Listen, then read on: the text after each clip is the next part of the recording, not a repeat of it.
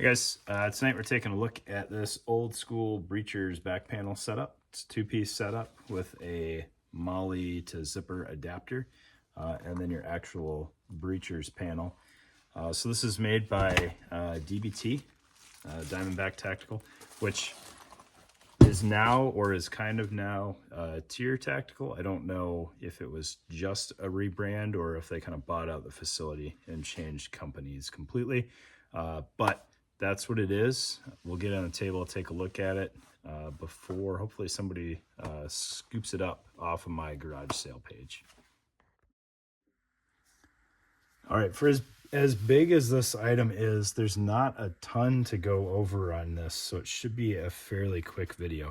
But we'll start with kind of the the adapter first, because if you don't have this, then good luck making use of this. All right, so this is a mollied on adapter, all right, which is going to require a fairly large host platform. And unfortunately, aside from just being a large host platform, ideally you need a 7-column rear panel, which is not super common.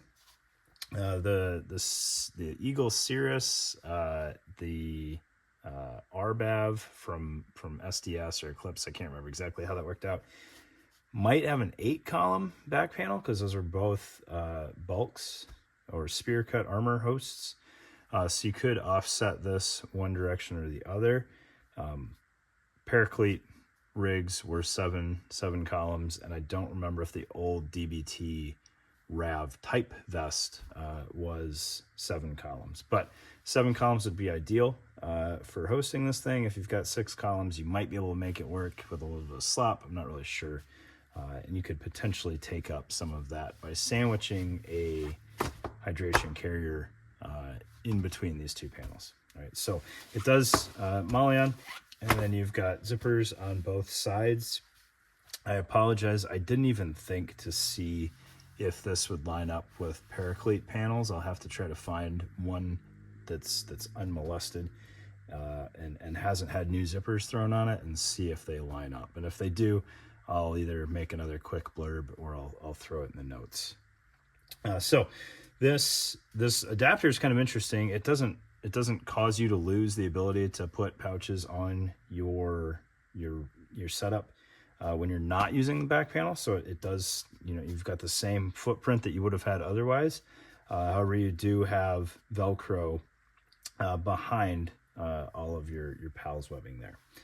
And that Velcro is going to help interface with the back panel when you zip it on. Right. So is there going to be great lockup? No, because you've got the PALS webbing in the way, but it's going to be something to help take a little bit of the stress off the zipper. Now, these are nice, beefy YKK size 10 zippers, so they're strong zippers to begin with, but it'll help take some of that slack off, or some of that tension off. All right, and then looking at this thing, there is a pocket inside of this that you could use for whatever makes sense. I was looking at it, if you kind of flip this tab down, you could hang a hydration bladder in there, especially the old school Camelback bladders. Those would hang in there pretty well. But what I noticed is the lockup on the Velcro isn't great here. I would have liked them to do 2-inch Velcro, not just because of whatever you're sticking in this pocket, but this panel has the possibility to get pretty heavy, and it's all gonna be shaking that Velcro as you go.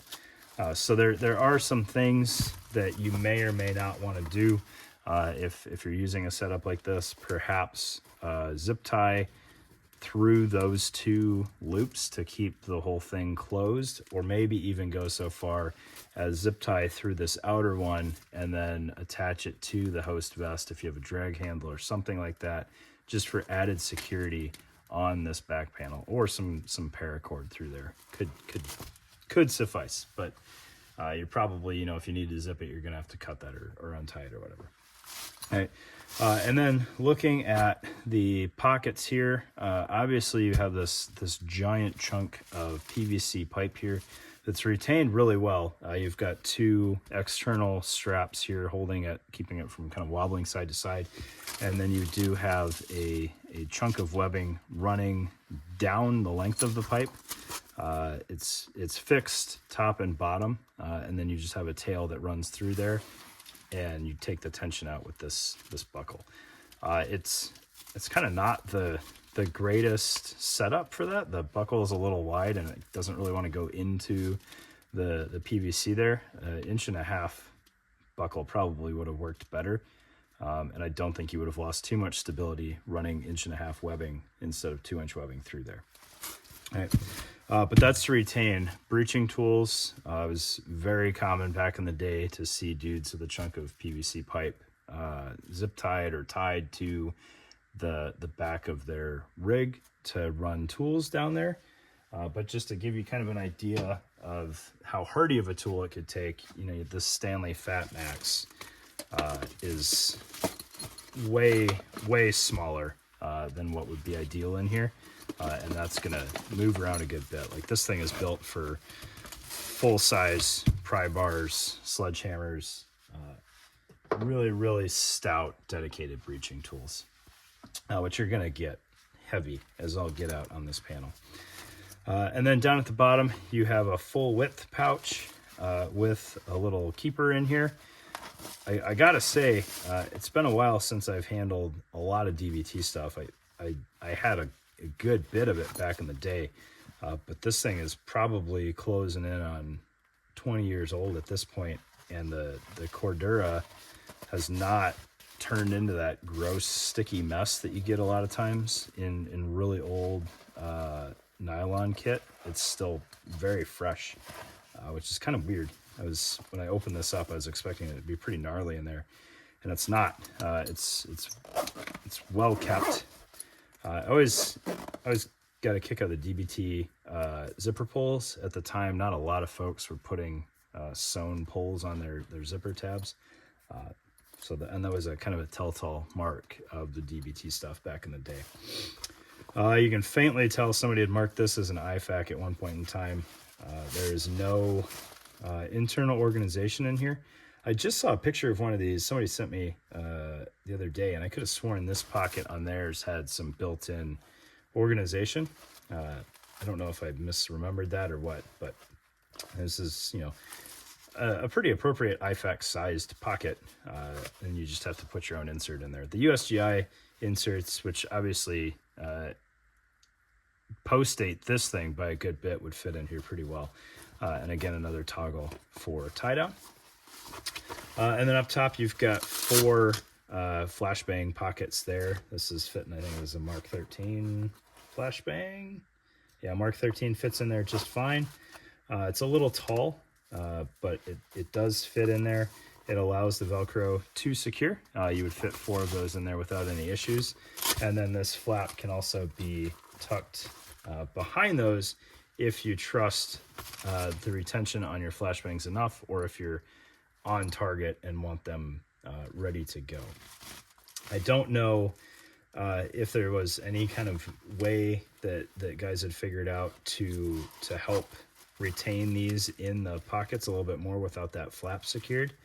I'm brainstorming now, and I don't know anything that wouldn't require some arts and crafts.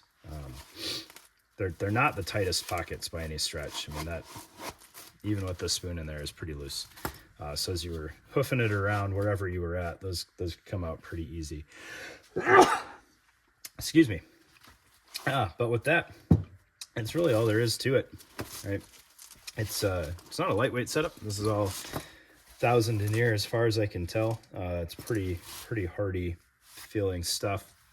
I can only imagine how unwieldy this would get with 4 flashbangs, you know, a breaching tool, whatever other ordnance you decided to throw on here in a full IFAC. But if you were slugging it out in a building and had, you know, full bulks armor on and whatnot, it's probably a drop in the bucket at that point. So appreciate your time, guys. If you hadn't seen one of these before, enjoy it. It can be yours. Just shoot me a message and let me know.